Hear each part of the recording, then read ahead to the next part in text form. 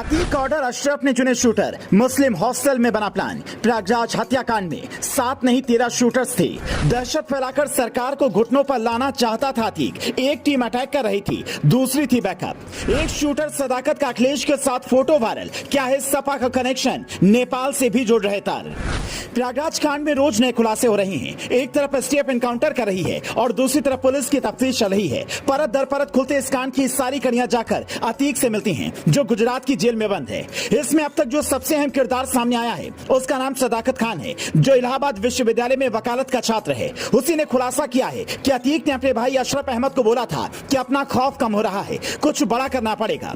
फिर अशरफ ने शूटर्स चुने और अतीक के साथ मिलकर पूरा प्लान बनाया, जिसमें लीडर सदाकत को चुना गया। सदाकत मुस्लिम हॉस्टल में रहता था तो प्लानिंग भी वहीं पर होती थी, लेकिन इसमें नेपाल का भी लिंक निकलकर सामने आया है, जो अभी तक पुलिस खोल नहीं रही है।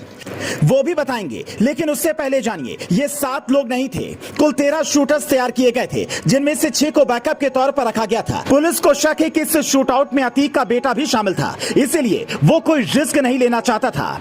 तो फुल प्रूफ प्लान बना था कि अगर किसी वजह से पहली टीम पर कोई हमला होता है तो दूसरी मदद के लिए फौरन पहुंच जाए।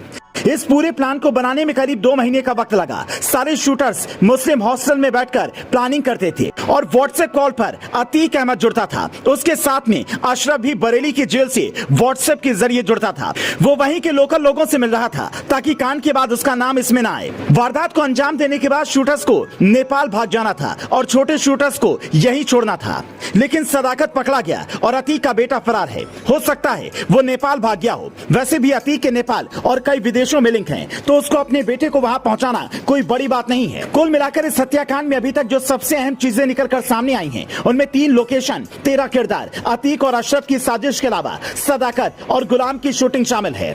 अब इसमें एसटीएफ का एनकाउंटर भी जोड़ लीजिए। यूपी एसटीएफ तैयारी कर रही है कि एक टीम को नेपाल भी भेजा जाए ताकि अतीक के कुछ ठिकानों को खंगालकर उसके बेटे को पकड़ा जाए। अब तक पुलिस और एसटीएफ ने मिलकर मेन शूटर सदाकत को गिरफ्तार किया है और ड्राइवर अरबाज का एनकाउंटर किया है।